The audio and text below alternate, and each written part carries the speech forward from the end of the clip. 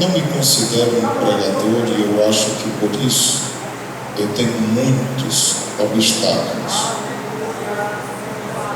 Eu não gosto de fazer o que costumeiramente se faz, mas eu acredito que Deus faz tudo quanto quer, independentemente se ajo ou não como todos.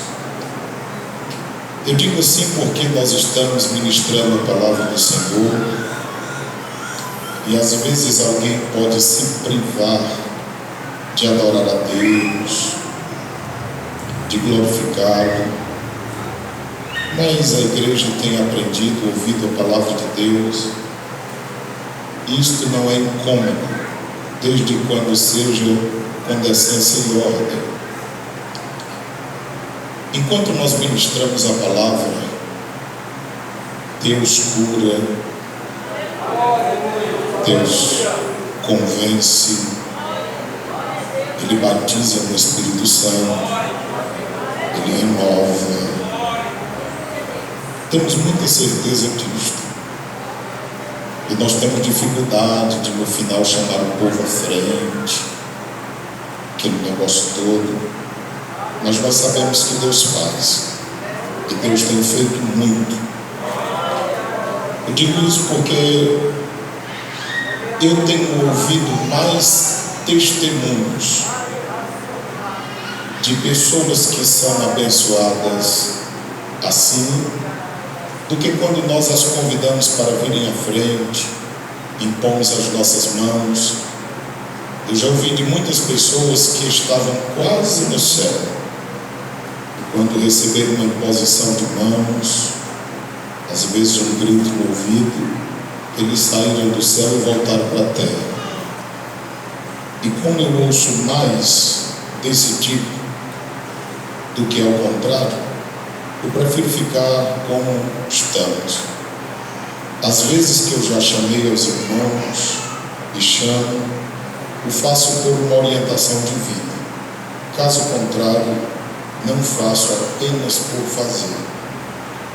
E eu esclareço isso, a fim de que os irmãos estejam livres para adorar a Deus, para glorificar a Deus, para ouvir a palavra de Deus e estarem livres no culto, porque Deus está livre para atuar como quiser, quando quiser, na vida do seu povo. Nós começamos há alguns dias a falar sobre Atos 2 e nós continuaremos.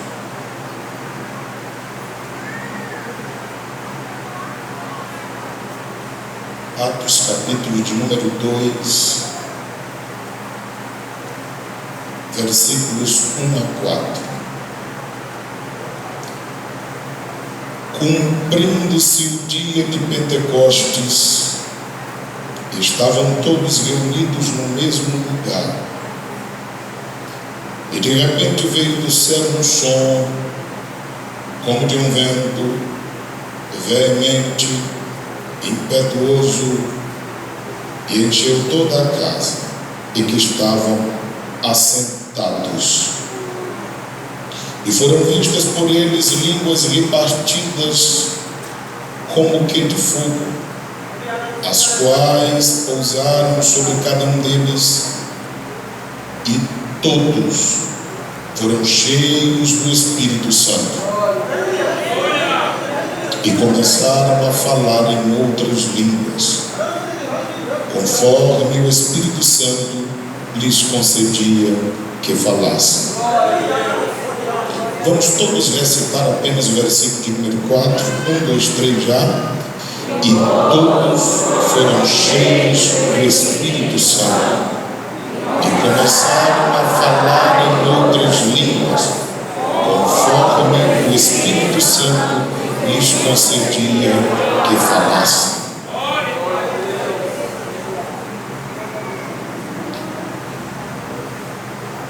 Igreja do Senhor nosso Deus, somos pentecostais E o Pentecostes é uma doutrina bíblica e uma doutrina sadia da Bíblia Sagrada. E como na última vez em que falamos sobre algumas ações do vento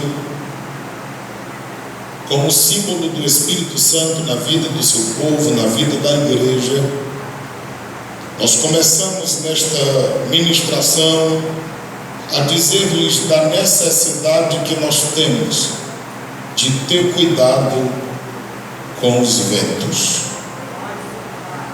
Porque embora saibamos que como símbolo de vento muitas vezes o Espírito Santo age, mas mesmo assim nós precisamos ter cuidado com relação aos tipos de ventos.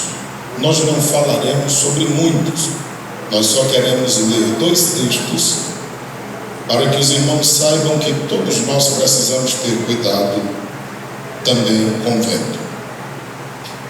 Evangelho de Mateus, capítulo de número 7, o versículo de número 25 diz assim: E desceu a chuva, e correram rios, e assopraram ventos, e combateram aquela casa, e não caiu, porque estava edificada sobre a rocha. Quando nós estamos edificados sobre a rocha, pode vir ventos e ventos, mas nós estaremos firmes. Agora olha o que diz Mateus 7, 27. E desceu a chuva, e correram rios, e assopraram ventos, e combateram aquela casa, e caiu, e foi grande a sua queda. É por esse motivo que nós temos pedido ao Deus dos céus que guarde-nos e abençoe a sua igreja, para que todos nós estejamos firmados nessa rocha que é Cristo. Aleluia! E no fundamento dos apóstolos, que é exatamente a doutrina bíblica sadia da palavra de Deus, para permanecermos de pé. Efésios capítulo de número 4 também, e o versículo de número 14, para nós vermos o quanto precisamos ter cuidado com os ventos. Efésios 4,14 diz o seguinte: para que não sejamos mais meninos, inconstantes, levados em roda por todo o vento de doutrina, pelo engano dos homens, que com astúcia enganam fraudulosamente. Precisamos ter cuidado para não sermos meninos. Precisamos ter cuidado para não sermos inconstantes. Precisamos ter cuidado com os ventos de doutrina, porque neles pode vir enganos dos homens, a astúcia daqueles que enganam fraudulosamente. Às vezes os irmãos estranham quando alguém chega de algum lugar e vem nos visitar e nós não colocamos logo o microfone na mão dele ou dela, como os irmãos às vezes gostariam que fosse. Mas nós entendemos que há uma responsabilidade muito grande em você colocar o microfone na mão de qualquer pessoa. Há pessoas que não vêm à escola bíblica dominical, há pessoas que não frequentam as orações que acontecem às 6 da manhã, ao meio-dia e nem antes do culto às 18h30. Há pessoas que não vão ao evangelismo aos dias de sábado e parece-nos que não fazem questão alguma de estar nos trabalhos que acontecem diariamente na igreja. E às vezes essas pessoas têm sede por oportunidade, desejo por microfone, E nós já pregamos aos irmãos em uma certa ocasião que nós somos provados pela palavra. Irmãos, qualquer pessoa que colocar no coração em fazer alguma coisa para Deus e a sua vida não estiver fundamentada na palavra e arraigada na oração e em uma vida de muita vigilância, não permanecerá muitos dias. Você vê que a luta pelas redes sociais é algo desenfreado. Todo mundo quer fazer uma live, todo mundo quer postar alguma besteira, todo mundo quer ter um momento de besta, e isso tem proliferado, sim, e tem banalizado também a fé. Há pessoas que não têm sustentabilidade nenhuma. Há pessoas que pensam que a igreja é a mesma coisa do mundo. Às vezes nós podemos pensar que os moldes são os mesmos, mas não o são. Eu às vezes tenho convidado pessoas até que não são crentes para cantar ou até mesmo para tocar, mas eu geralmente sei o que estou fazendo, e as pessoas com quem convivo, falo, eu tenho certeza de que se elas viessem pelo menos 3 cultos consecutivos, elas não voltariam sem entregarem as suas vidas a Cristo Jesus, o nosso Senhor. Às vezes nós dirigimos cultos em diversos lugares e nós percebemos o desejo do povo em entregar-se a Cristo e a vontade que eles sentem em se doarem para Deus. Eles entram em guerra com relação às coisas da carne, conforme ouvimos quarta-feira aqui, e eles às vezes preferem se afastar dos trabalhos da igreja, a virem periodicamente, porque sabem que se decidirão por Cristo. Isso é uma coisa à parte. Há outras pessoas que às vezes se aproximam da igreja querendo promoverem-se. Há pessoas que pensam que da mesma forma que trabalharam no mundo, terão a possibilidade de trabalhar na igreja. E nós precisamos entender que a igreja, ela é de Cristo, é coluna e firmeza da verdade, é baluarte, é luz, é sal da terra, é astro no mundo. Observe que nós costumeiramente não apresentamos o juiz ou a juíza, o advogado ou o promotor, a doutora ou o doutor, porque nós entendemos que da porta para cá todos nós apenas servos somos. E Tiago falou acerca disto, que nós não podemos priorizar as pessoas por causa da roupa, por causa da posição social, por causa do status na igreja. Aqui na igreja o Evangelho nivela todos nós.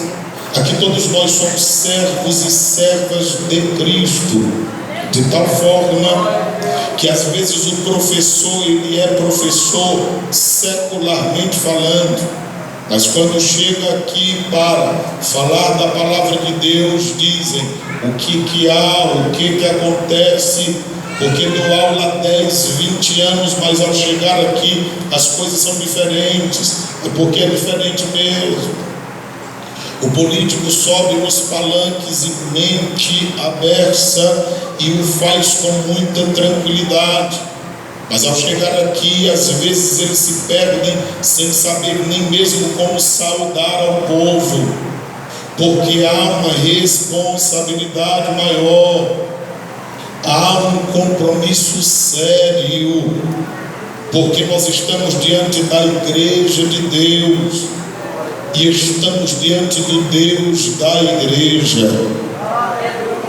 Então, se todos nós quisermos galgar degraus na vida espiritual, o caminho é fácil, é oração e leitura da Bíblia Sagrada. Nós não precisamos colocar uma capa de neon, ou às vezes dizer: eu estou aqui, quando é que chegará a minha vez?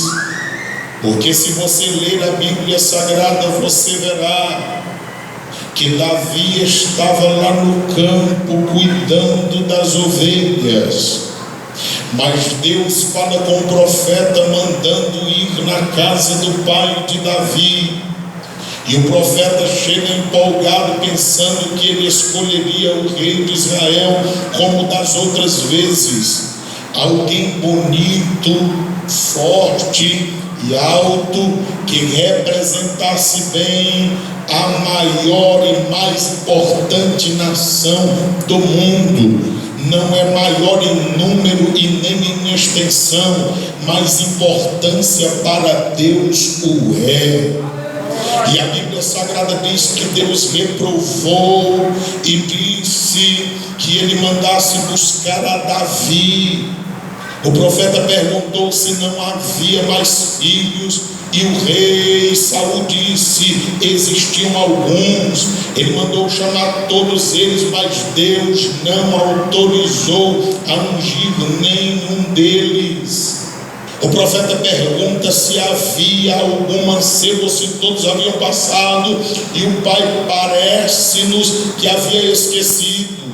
Porque o homem esquece, mas Deus não esquece de quem está na presença dele.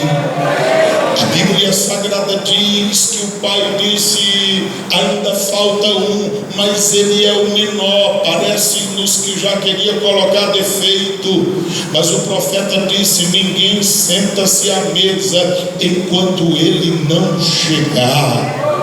Eu acho linda a tradução que diz que quando Davi chegou, o fizeram entrar, dando-nos o entender de que ele não era atrevido, saliente e aparecido. Ele chegou como que tímido ainda, mas o fizeram entrar. E quando Davi entrou, o Senhor Deus disse: é este o homem segundo o meu coração.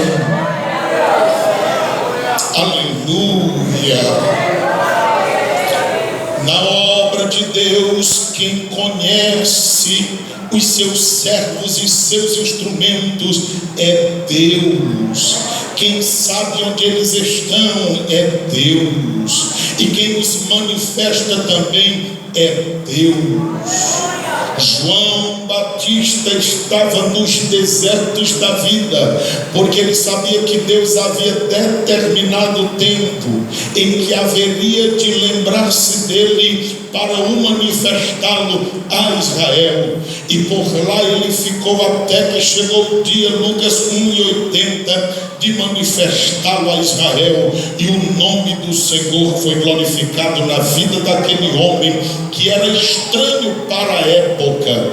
A sua roupa não tinha filactérios como eram as roupas dos sacerdotes e rabinos. Ele se vestia de pelos de animais.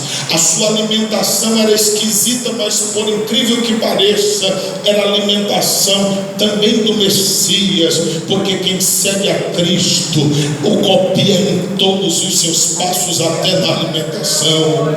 E ele estava lá já cheio do Espírito desde o ventre, e ele começou a pregar uma mensagem também estranha para aqueles dias, a fim de que depois viesse a perder a sua cabeça, mas não perdeu a comunhão e nem a intimidade com Deus, porque para quem serve a Deus não importa se vive ou se morre, mas importa ser fiel a Deus que o chamou e o inseriu no ministério para a glória do seu santo e bendito nome. Com base nisto, aí está o primeiro ponto da mensagem. E o segundo ponto da mensagem, você anotou primeiro: cuidado com as falsificações. Mateus 7:25, 7:27, Efésios 4:14. Nós estamos pregando esses dias sobre as marcas do verdadeiro Pentecostes. E no segundo ponto desta mensagem está assim: a casa ficou cheia. Eu quero dizer-lhes, conforme está em Atos 2:2, nós pregamos sobre a parte A e agora nos deteremos a parte B, e o versículo de número 3 está escrito o seguinte: e de repente veio do céu um som como de um vento veemente impetuoso e encheu toda a casa. E você diz, era casa, era cenáculo, era templo, que negócio era esse? Atos capítulo de número 1 e 13 diz: e entrando subiram ao cenáculo. Quem sobe geralmente está embaixo, e está escrito onde habitavam. Eles já estavam tão desejosos da presença de Deus que já habitavam em um local onde tinha facilidade para estarem buscando ao Senhor. Nós precisamos nos conscientizar que, se quisermos um despertamento, um avivamento, nós precisamos habitar na presença de Deus. Ao dormirmos, orarmos, ao acordarmos, orarmos, e ao levantarmos, orarmos, e durante o dia orarmos, e ao andarmos pela cidade para o trabalho, para qualquer outro lugar, estejamos orando. Ao vir ao templo, viremos orando. Ao chegar no templo, nós oraremos. E segunda passada nós falamos duramente acerca disto, de muitas pessoas que não têm nenhuma enfermidade, e às vezes chegam e se assentam. Nada contra, eu sei que a pessoa pode orar em pé, pode orar sentado, pode orar deitado, pode orar de joelho, de cabeça para baixo, do jeito em que desejar orar. Mas eu estou dizendo de pessoas que chegam, assentam-se e conversam com um, conversam com outro, chama a atenção de quem está na frente, perturba quem está na retaguarda. Eu estou falando de pessoas que entram ao corredor gritando, vão para o bebedouro e parece que querem secá-lo de uma vez só, enrolando para que não venham orar. Deixa eu lhe dizer, se você quiser chegar após a oração, nós começamos às 18h30 e às 19h15 nós estamos encerrando. Você pode marcar e vir depois da oração. Agora eu quero lhe dizer, nesta vida cristã, sem oração e sem a Bíblia, nós não chegaremos a lugar algum. Deixa eu te dizer mais, nesta vida cristã, ou você ora por bem, ou você ora por mal. Você pode desprezar a oração, você pode achar que não é algo essencial, mas oração é respiração da alma, é desejo de quem quer se aproximar de Deus e viver conduzido nas asas do Espírito Santo de Deus para uma novidade de vida. As pessoas querem cantar, tocar e pregar, mas não querem orar. É perder tempo, não adianta. Nós só faremos barulho e nada mais do que isso. Se nós quisermos pregar, precisamos orar. Se nós quisermos cantar, tocar, precisamos orar. Se nós quisermos ser crente e permanecer firme, precisamos orar. Do caso contrário, nós não conseguiremos. Não é uma questão opcional, é uma questão de dever de todos nós cultivarmos uma vida de oração. Todos os homens e mulheres da Bíblia Sagrada e de toda a história do cristianismo que se destacaram foram pessoas que viveram uma vida de oração. O texto sagrado diz logo que ali estavam, e eu estou lhe dizendo que estar no cenáculo era estar em uma parte superior da casa. Você quer comprovar isto?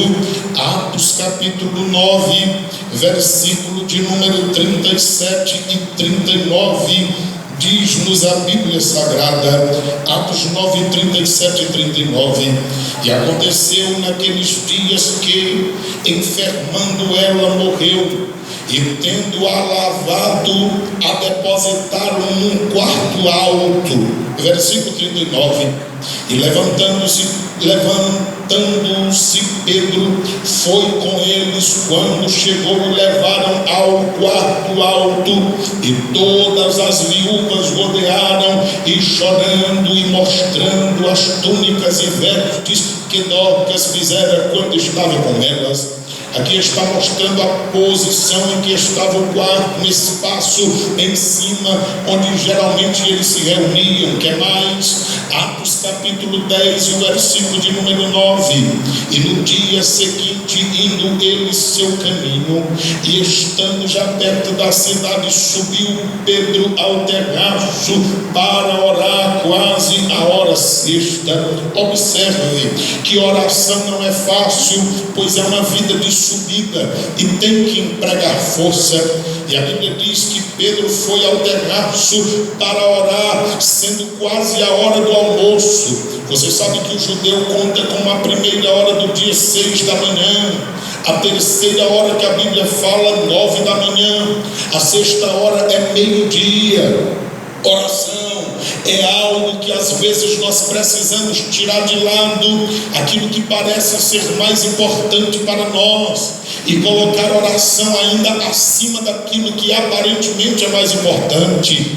Era hora de almoço, mas Pedro não almoça sem orar, e ele sobe a um quarto alto para falar com Deus, ainda antes de alimentar-se.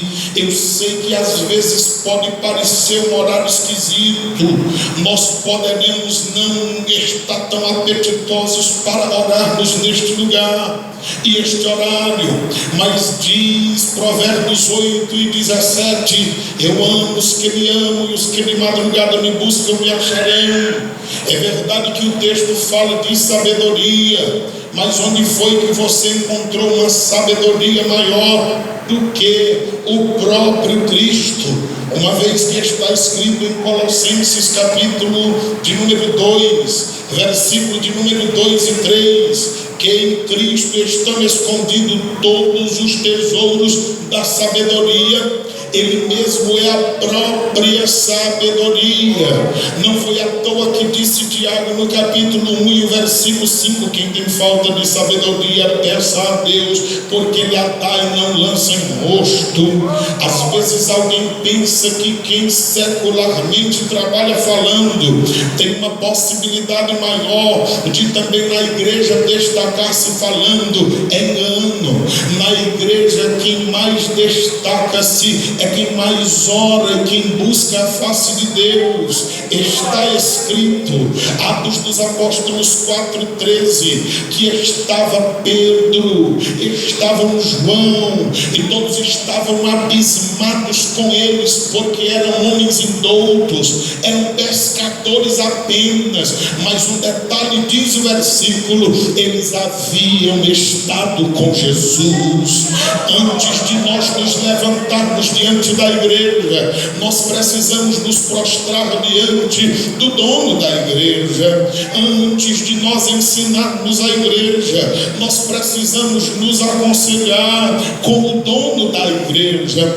Antes de nos dirigirmos à igreja, nós precisamos ser direcionados pelo dono da igreja. Do caso contrário, nós não seremos bem-sucedidos. Diz o texto sagrado, para finalizar essa confirmação, Atos dos Apóstolos capítulo 20 e versículo de número 8 diz: havia muitas luzes no cenáculo onde estavam juntos, era onde eles se reuniam. Eu quero confirmar esta verdade, e quando eu olho esses textos me enchem os olhos.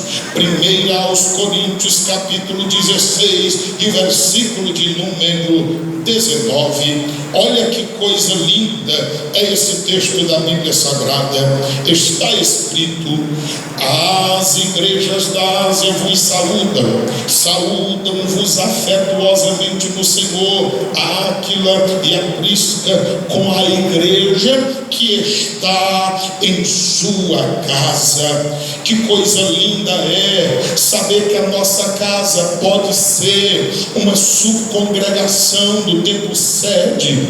Você já imaginou se todos nós fizéssemos da nossa casa um cenáculo, se em todas as casas de crente fosse uma igreja? Eu não estou falando de um novo ministério, eu não estou falando de uma nova igreja, eu estou falando de um povo buscando na sua casa, de forma que a sua casa fosse identificada como uma igreja. Que coisa maravilhosa seria! Colossenses, capítulo de número 4 e ainda versículo de número 15, olha o que diz a Bíblia Sagrada. Está escrito: saudai aos irmãos que estão em Laodiceia, e a Ninfa, e a igreja que está em sua casa. Irmãos, vamos fazer da nossa casa uma igreja, pelo amor de Deus.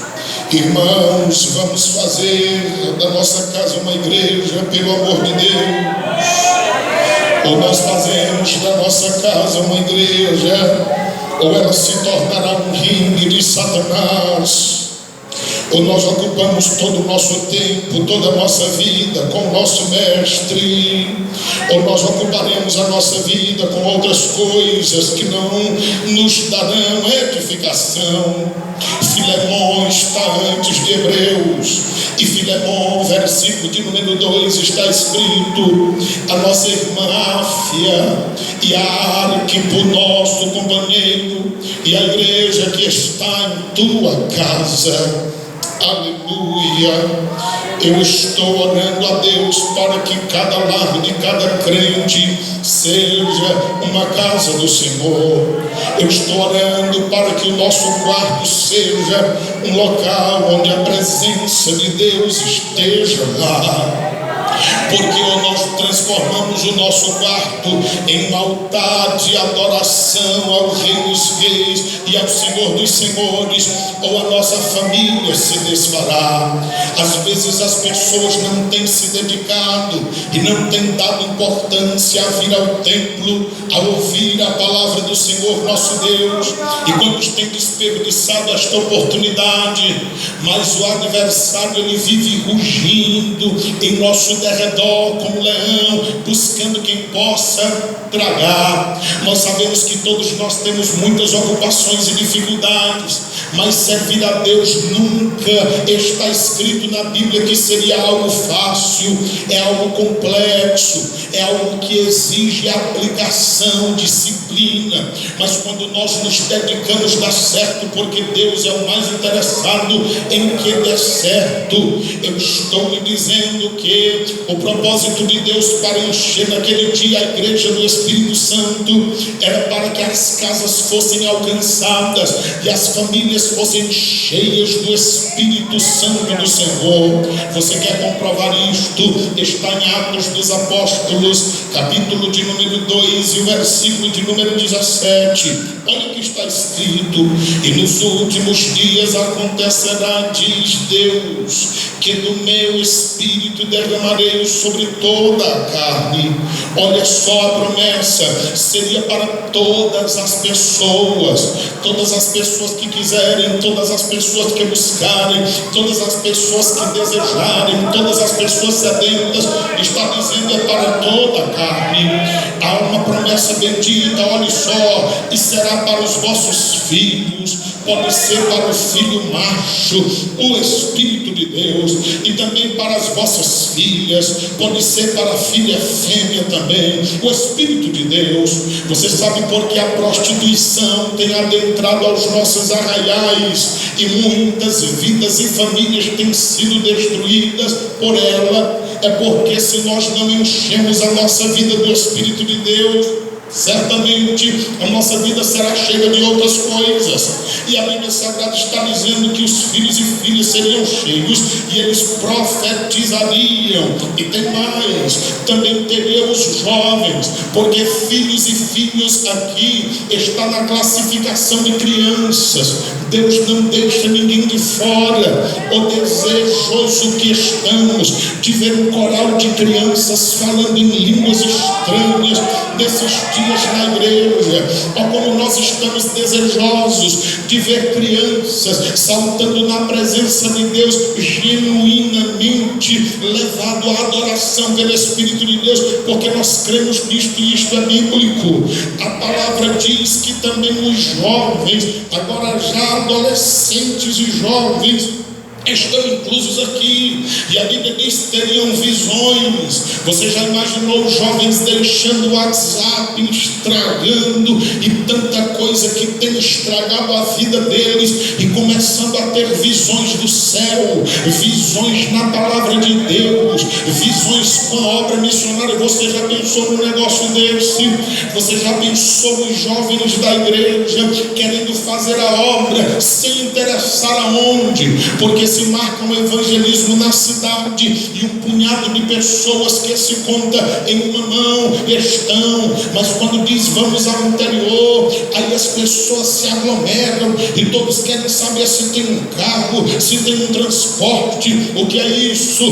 Não é o verdadeiro Pentecostes. O verdadeiro Pentecostes não escolhe lugar. O verdadeiro Pentecostes não escolhe rosto. O verdadeiro Pentecostes quer saber de empunhar a Bíblia Sagrada, e em qualquer esquina, em qualquer rua, em qualquer viela dizer: Jesus Cristo salva, porque Ele está vivo e Ele batiza no Espírito Santo, Ele sara, Ele liberta e Ele está vivo ali.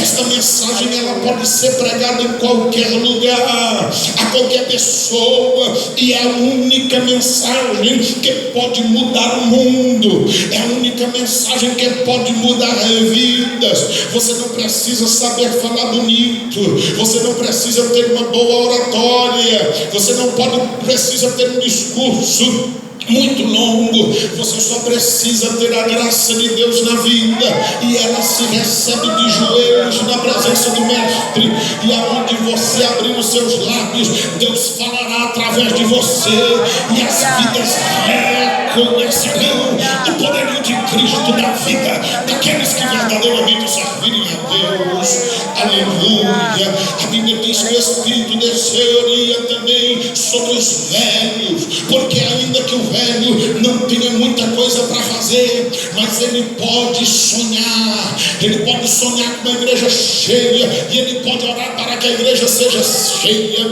Ele pode sonhar com dias novos, e ele pode orar para que Deus renove os nossos dias.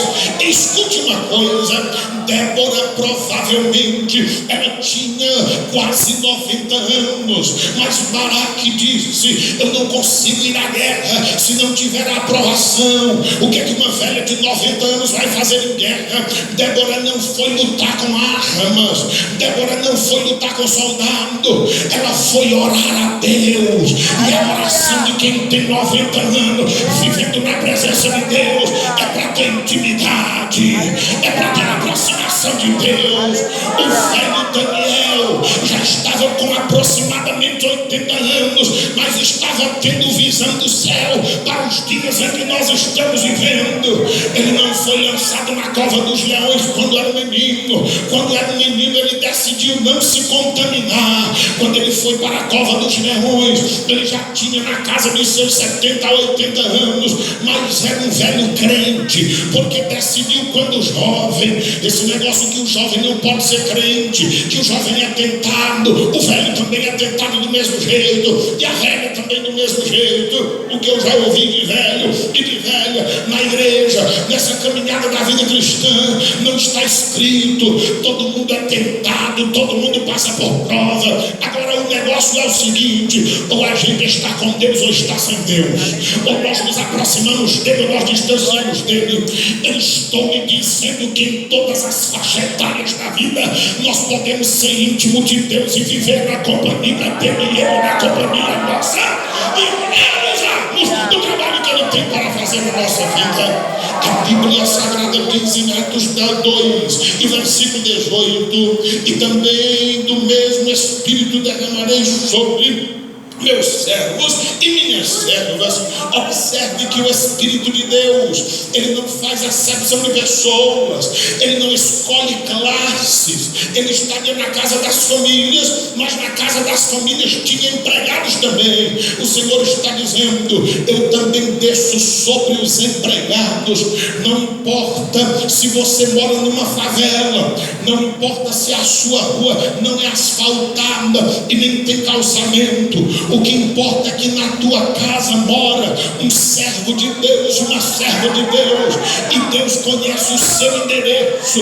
É Deus quem sabe onde crente mora, é Deus que sabe onde há um quarto encharcado de lágrimas. Aleluia! É Deus que sabe onde há um quarto que alguém se prostra na presença dele para buscar o direcionamento. É Deus que sabe onde há um quarto que os joelhos se dobram e que murmúrios acontecem pelas caladas da madrugada, quando todos estão dormindo, mas há alguém que está dizendo: eu estou aqui, e se a minha vida disser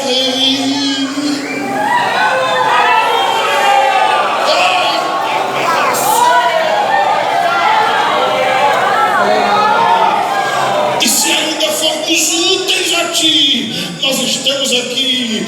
Deus está ouvindo, Deus está vendo. O braço dele não está encolhido, o ouvido dele não está tapado. Aleluia! Deus desce sobre lares. É esse o desejo nosso.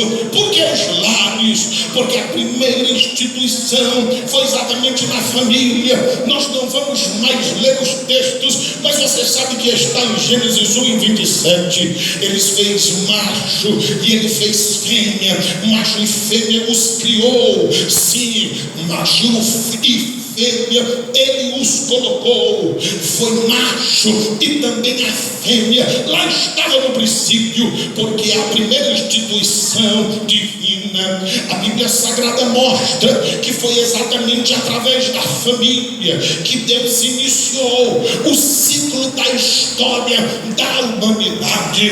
Todos os irmãos sabem que a história do Gênesis, do capítulo 1 ao capítulo 11, é uma parte, a história da raça humana, mas no capítulo 12 a seguir começa a história messiânica, da promessa que aconteceu em Gênesis 3 e 15, pois ali começa uma nação, da qual viria o próprio Cristo. Todos nós sabemos que foi dali que o Senhor fundou a nação que traria o Messias. Todos sabem que Noé, em Gênesis 6 e 18, e toda a sua família, eles foram postos dentro da arca, porque Noé foi encontrado temente a Deus em dias de dificuldade. Guarde isso na mente. Em todas as épocas da história, Deus preservou alguém, servindo a Ele com fidelidade, interesse de coração. A Bíblia Sagrada mostra que cada família tinha que ter um cordeiro. No Êxodo 12, 3 e 4, cada família tinha que ter um cordeiro de acordo às suas possibilidades, e se alguém não conseguisse comer todo o cordeiro, eles deveriam chamar alguém, de forma que não ficasse absolutamente nada. Sabe qual é o problema da atualidade?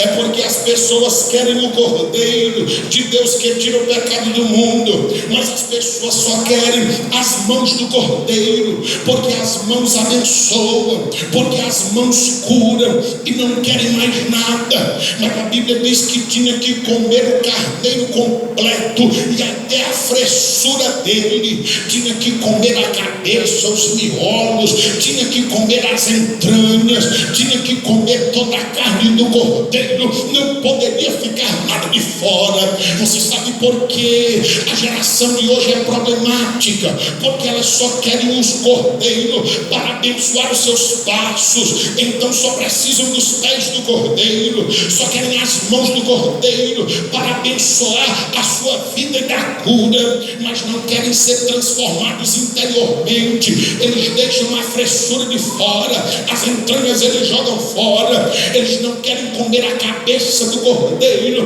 porque a sua mente será mudada e terá a mente de Cristo. Eles não querem, mas naqueles dias o cordeiro deveria ser comido todo. Oh, amados irmãos, ou nós decidimos pelo cordeiro completo, ou nós nada teremos de Deus. Eu não abro mão de nada do cordeiro, até a pele dele eu quero, porque serve de vestimenta, e nós estaremos revestidos pela pele do cordeiro. A Bíblia diz em Gênesis, quando Adão pecou, ele foi se cobrir de folha, mas teve que sacrificar um animal para fazer veste. Não adianta as tuas vestes, tem que ser as vestes dele, tem que ser veste de justiça, tem que ser veste do cordeiro para a nossa vida. Quando nós olhamos para a palavra, está escrito que tudo começa também pelo chefe da família. Está escrito em Atos 16 e 31 que a resposta foi dada: crê no Senhor Jesus Cristo e será salvo tu e a tua casa. A promessa de Deus é para a família. Quantos maridos vêm ao culto da família, mas a esposa não quer vir? Ela coloca inúmeras dificuldades. Eu fico imaginando, se o marido não fosse crente, estivesse num bar e dissesse para a esposa: se eu chegar em casa, tu tiver em igreja, eu te dou uma pizza. Ela estaria pedindo oração e viria escondida ao templo. Mas como o marido é crente e quer que ela venha, ela encontra empecilhos. Quando os homens dos crentes, com mulheres fiéis, que nunca o traiu nem em pensamento, mas eles insistem em não vir à igreja. Se eles estivessem com uma mulher que os estivesse traindo dia após dia, quem sabe eles estariam pedindo a libertação dela para que fosse crente também. Mas as pessoas não sabem aproveitar quando as pessoas estão com os filhos crentes, e deveriam aproveitar, já que os filhos são crentes, não estão nas drogas, não estão na prostituição. Se eu não quero ser crente, eu não vou ser, mas eu vou apoiar, vez por outra eu vou na igreja. Mas as pessoas negligenciam. Mas se eles estivessem nas drogas, roubando, matando, assaltando, eles estariam aqui dizendo: salve o meu filho, transforma o meu filho. Oh, coisa difícil é entender o ser humano. Mas aos pais que estão aqui e às mamães, eu estou dizendo que nós somos representantes de Deus dentro do nosso lar. Os homens são sacerdotes de Deus, mulheres sacerdotisas na falta do homem. A Bíblia diz que Deus quer entrar na tua casa por teu intermédio. É você que é o cabeça, é você que tem que chamar para o culto doméstico, é você que tem que chamar para a leitura da Bíblia, é você que tem que se interessar. Se você esperar pela sua esposa e a sua esposa esperar por você, os seus filhos não esperarão pelo crescimento deles, e daqui a pouco eles estarão adultos, sem gostar de culto, sem gostar da igreja e sem gostar de nada da igreja. Você quer um conselho? Eu não me preocupo se você fala bem ou mal de mim, isso não me faz nenhuma diferença. Eu cuido da obra de Deus e Deus cuida de mim e da sua língua também. Mas eu quero lhe dizer que a pior coisa que você pode fazer é viver o tempo inteiro falando de igreja e de liderança na vida dos seus filhos, porque você poderá estar criando neles uma ira com relação à religiosidade, e Satanás pode estar usando a tua vida para depois amanhã usar a vida dos teus filhos.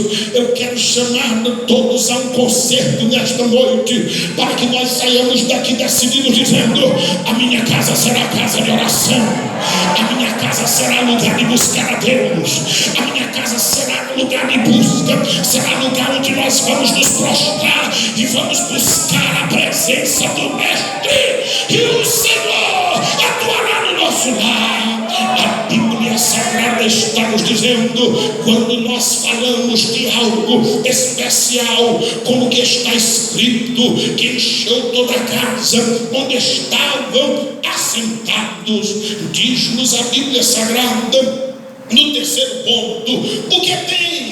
As coisas que vêm para nós em um Pentecostes verdadeiro, é coisas que nós ouvimos do céu. Você viu o que diz o princípio do versículo 2, e de repente veio do céu um som. Então é possível ouvir a atuação de Deus no nosso meio. Nós não vemos o vento, mas sabemos que Ele está trabalhando. É possível ouvir a atuação de Deus em nosso meio. Você quer ver mais? A Bíblia diz como que de um vento vento impetuoso encheu toda a casa em que estavam assentados, e foram vistas. Olha que coisa boa! O verdadeiro Pentecostes, ele não fala só aos ouvidos, mas ele fala também aos olhos. Nós estamos por ver coisas maravilhosíssimas da parte de Deus. Você já ouviu alguns testemunhos, algumas coisas que Deus tem feito no meio do seu povo, porque Pentecostes é algo que se vê. Escute só uma coisa: ontem a energia oscilou muito e por último faltou, e é possível que nós tenhamos deixado de ver muitas coisas por causa da escuridão. Mas quem não viu os templos preenchidos, pessoas se entregando a Cristo, e culto em todas as congregações onde havia fogo, porque nós não funcionamos a energia, nós funcionamos pelo poder do Espírito de Deus. E aonde havia poder, estava templo lotado, e o povo para ouvir a palavra, de harpa aberta e de coração aberto para buscar a Deus. O que é isso? É que Pentecoste fala ao ouvido, mas fala aos olhos. Pentecostes é assim. Pentecoste vem do céu, foram vistas por eles línguas repartidas. Então é que vem do céu e pode se repartir. Escute isso: quando você vir alguém dizendo que é avivado, quando você vir alguém dizendo que é pentecostal e que não quer partilhar as suas experiências com alguém, ou é porque não sabe o que é o verdadeiro Pentecostes, ou é porque nunca o recebeu. Pois bem, todas as pessoas que verdadeiramente são avivadas, o maior desejo delas é de propagar aquilo que acontece em suas vidas com as pessoas que estão em sua volta, porque se Deus age através de um,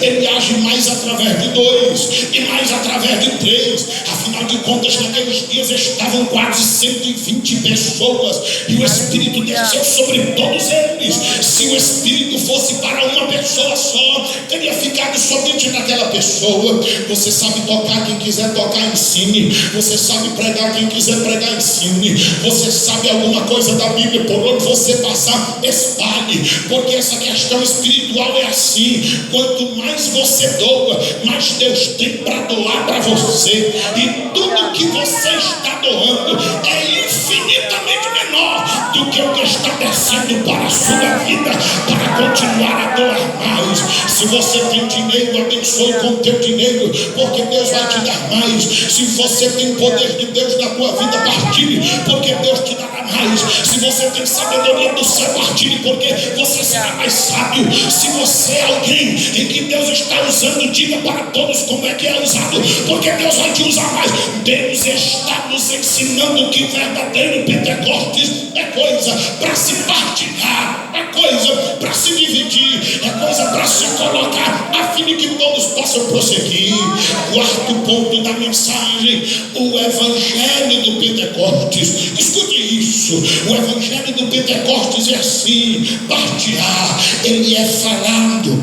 Atos 4:29, os discípulos disseram: meu Deus, nos dá intrepidez, nos dá ousadia para falarmos o Evangelho. O Evangelho do Pentecostes é falado. Tem gente que diz: eu não sei pregar. Pois fale. Eu não sei falar. E você é mudo ou infeliz? Se você sabe falar, você tem como falar as palavras de Deus.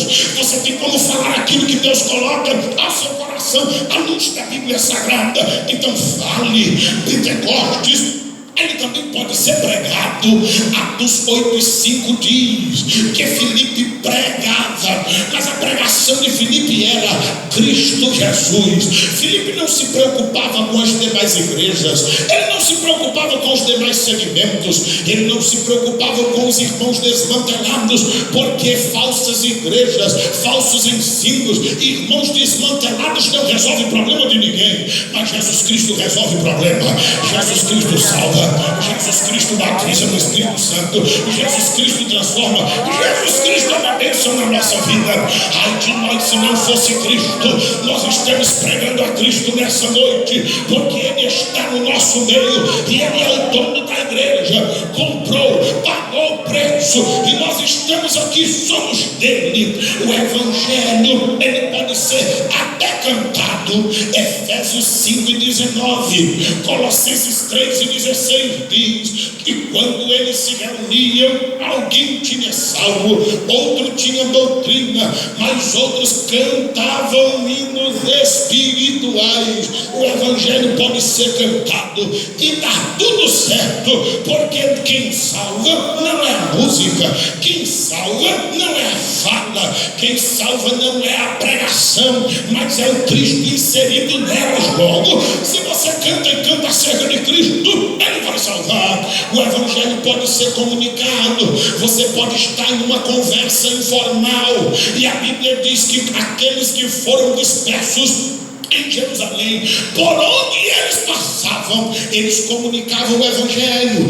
Atos dos Apóstolos, capítulo de número 8 e versículo de número 4, eles passavam comunicando o Evangelho a todas as pessoas. Agora deixa eu te dizer uma coisa, eu lembro-me de uma frase dita por Billy Graham, quando ele sai do seminário teológico e ele vai pregar. Ele está do lado um senhor experiente, um homem das lides do Evangelho. Ele terminou de pregar todo empolgado e assentou-se, porque o seu sermão estava alinhado de acordo a todas as regras da homilética.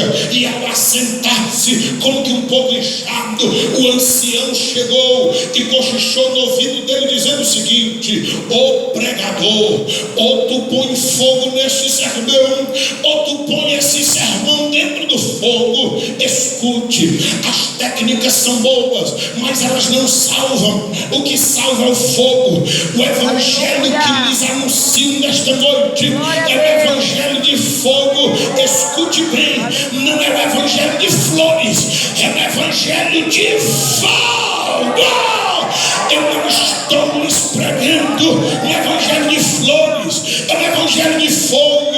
Eu não me espanto se as pessoas não gostam, eu não me espanto se as pessoas rangem os dentes ao nos ver pregar, porque nós incomodamos. E Deus me livre de pregar e não incomodar ninguém. Deus me livre de pregar e não impactar ninguém. O que nós estamos fazendo? O Evangelho é fogo, irmãos. O Evangelho, ele queima. O Evangelho, ele é vivo. O Evangelho, ele trabalha.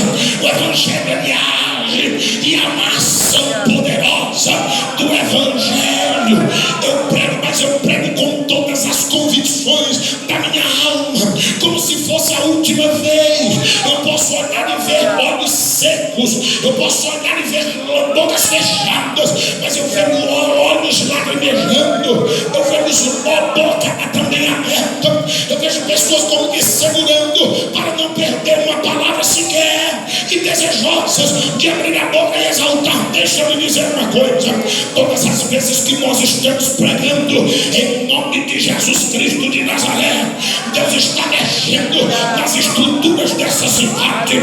Todas as vezes que nós pregamos o Evangelho, Deus está sacudindo essa cidade, e essa mensagem está se expandindo, ela está chegando longe.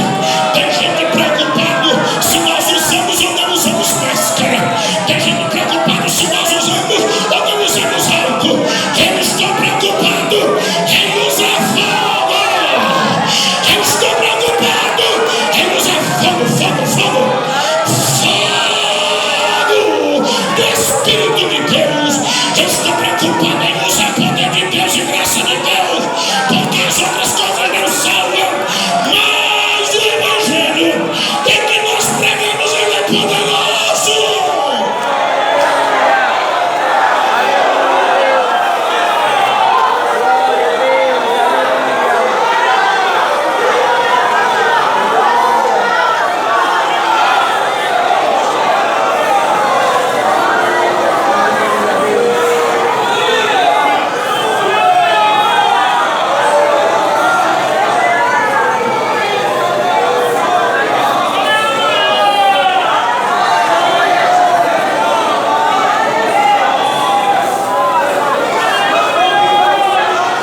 Se nós falamos das ações do vento, nós precisamos falar das ações do fogo. O fogo se alastra, viu? Fogo gera fogo. Você nunca vai ver uma pedra de gelo. Quem foi que fez isso? Foi fogo. Não, fogo derrete gelo. Fogo gera fogo. A marreta batida na bigorna, a faísca que sai de lá pode incendiar uma floresta, uma cidade inteira. Fogo gera fogo. Alguém deixa o botijão de gás ligado e também o fogão. Quando chega ao acender de uma lâmpada, a faísca que sai da lâmpada pode incendiar toda a casa. Fogo gera fogo. Se você for um pregador de fogo, pessoas se levantarão querendo pregar com fogo igual você. Se você cantar com fogo, pessoas vão se levantar para cantar com fogo igual você. Se o nosso púlpito tiver fogo, as pessoas se encarregarão de acender fogo em vossos púlpitos. Que é a raça. Que é a nação. Aleluia. Deus, o Senhor, acende nos púlpitos da igreja de Esperantinópolis um fogo inapagável, que será sentido e percebido por quem por aqui passar, porque Deus é fiel e Ele é Deus de fogo. Eu estou lhe dizendo que fogo gera fogo. Aleluia, aleluia. Eu estou inconformado, eu não quero cinza, eu quero fogo. Eu não quero apenas brasa, eu quero um fogo permanente queimando e ardendo. Fogo se alastra, porque fogo gera fogo, ele se espalha. Fogo aquece. Ô irmão, se você está frio, clame por Deus nessa noite. Ele está aqui, ele está aquecendo. Tem coração que chegou frio aqui dizendo: eu não pensei que era desse jeito. É desse jeito para melhor. Você está sendo aquecido. E se eu não sou crente, não tem nada.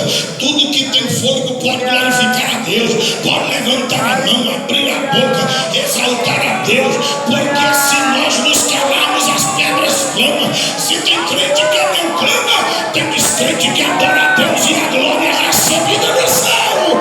E Deus te abençoará. Aleluia. Quando eu falo das ações do fogo, eu diz que fogo depende da madeira. Se a madeira for seca e estiver pronta para o fogo, se ela for enxuta, ela queima, mas queima tudo. Mas se a madeira for verde, ela espuma, ela sai água, ela chia, ela fumaça. Você já entendeu por quê? Que na igreja que você dirige, na igreja que você trabalha, tem gente que nada está bom para ele. É porque a madeira é verde, fica só inchando, fica só saindo água e fumaçando. Não pega fogo nunca. Mas não se preocupe, porque o fogo, ele é trabalhador e ele vai fazer com que toda a água dela saia. Ele vai fazer com que ela seque a pressão do fogo e depois ela também será incendiada. Líderes que me ouvem nesta noite, preparem-se para quem se levantou contra vocês virem até vocês pedindo perdão. Perdoe-lhes. Não é os crentes que se levantam contra vocês, é um demônio contra a obra que atua na vida dos crentes, que dão lugar para perturbarem as vossas vidas.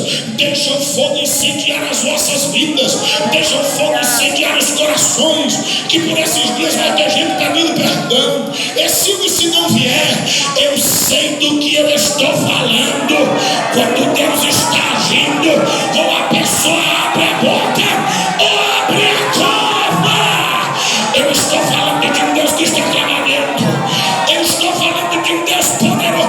Eu sei o que estou dizendo e com convicções falo, porque sei que Ele é fiel para agir no que estamos dizendo conforme a sua palavra.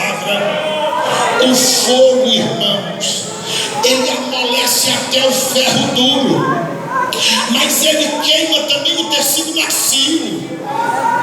Alguém diz: não, o povo é duro. Duro é ferro, duro é aço. Mas dependendo da intensidade do fogo e o quanto demorar, ele vai ficar vermelho e ele vai amolecer. E como essa palavra é martelo que quebra pedra, ela é martelo também para bater no ferro quente e vermelho, e ele voltar para onde Deus quer que ele volte. Ei, eu não estou me falando de um fogo da terra, eu não estou falando de fogo de maçarico. Ei, irmãos, se nós acendermos um fogo no púlpito da igreja, o fogo do inferno queimará menos pessoas, porque há pessoas passando na rua, mas elas serão atraídas pelo fogo que Deus acenderá entre nós. O fogo, ele faz até transformação. O templo de Salomão, ele era apenas uma casa, ele só passou a ser templo de Deus por causa do fogo, segundo o livro das Crônicas, capítulo de número 7, versículo 1 e 2, diz que o fogo desceu no dia da inauguração. O que era casa passou a ser templo. Ei, amigo, ei, irmão, irmã, igreja do Senhor, talvez até aqui você só foi uma casa, e a casa está como que estiorada, a casa está como que abandonada, a casa está como que vazia, a casa está como que sem valor. Mas se você deixar o fogo do Espírito ser reaceso na sua vida, você será templo de agora em diante, e o nome do Senhor será glorificado na sua vida. Eu estou chamando alguém para se entregar a Cristo, eu estou chamando alguém para se reconciliar, eu estou chamando alguém para ser crente, eu estou chamando alguém para voltar aos pés de Cristo, porque você só é casa, e casa só passa a ser templo quando o Espírito de Deus inaugura com fogo, e é depois do fogo que passa a ser templo. Tem alguém que quer, venha. Tem alguém que deseja, venha. Tem alguém que precisa. Esta é a oportunidade, é esta a mensagem de Deus. Você quer glorificar a Deus? Essa é a oportunidade. Você quer adorá-lo? Essa é a oportunidade. Você acha que não teve oportunidade? Desocupe as mãos e pode ficar de pé, e pode adorar a Deus, e pode glorificar ao Senhor e exaltá-lo na beleza da sua santidade, enaltecendo a Ele, porque Ele é digno de louvor, honra e glória para todos sempre. A Cirlândia estará adorando a Deus comigo, e esse momento será só para adorarmos. Eu quero cantar com você essa nossa canção. Pode adorar a Deus, adore a Deus, glorifique a Deus. Você já ouviu a palavra de Deus? Você já orou? Você já ofertou? Algo sobrenatural de Deus sobre nós nessa noite. Então receba o poder de Deus na vida. Quem sabe adora a Deus, quem sabe glorifica a Deus, quem sabe exalta Ele, mas faz de coração, faz de alma, faz de espírito. Pode adorar e adore a Deus. Enquanto você está adorando, há um trabalhar de Deus em nosso meio. Enquanto nós estamos louvando, há um trabalhar do Espírito em nossa vida. Adore.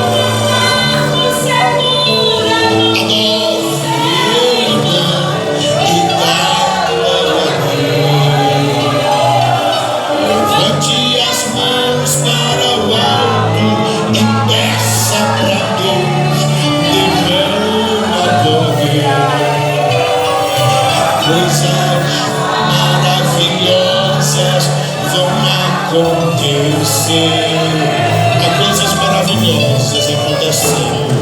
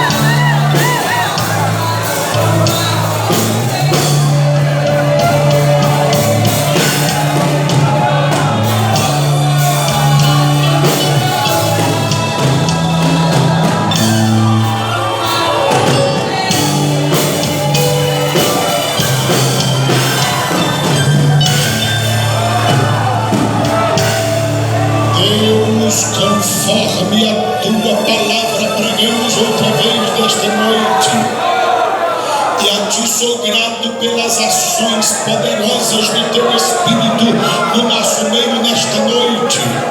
E nós pedimos que o Senhor tome de conta de cada espaço deste templo nesta noite, que incendeie os corações e vidas.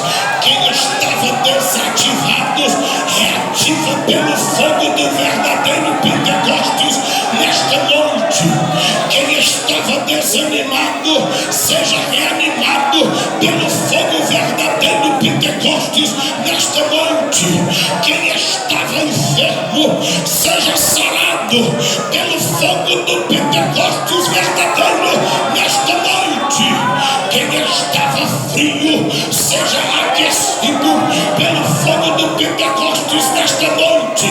Quem estava triste, seja alegrado pelo fogo do o verdadeiro Pentecostes nesta noite. Quem estava com preocupações, tira as preocupações dos nossos ombros e faz-nos entender que elas são inúteis, mas o fogo do Pentecostes é maravilhoso para as nossas vidas. Tome de conta da vida de crianças, da vida de jovens, adolescentes, adultos e anciãos, e enche a nossa casa, enche a tua igreja e faz de cada lar uma congregação em tua presença.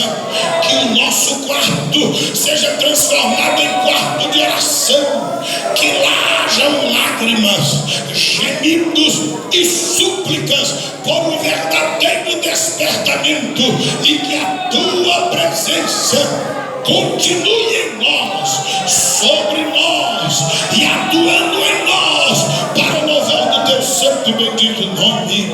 Que a graça do Senhor Jesus e o amor de Deus, o nosso Pai, a comunhão e a consolação do Espírito de Deus seja conosco, não somente agora, mas para todo sempre. A igreja diz: pode adorar a Deus, pode glorificá-lo, pode se abraçar e se despedir na presença do Senhor Deus, porque Ele é poderoso na vida de cada um de nós.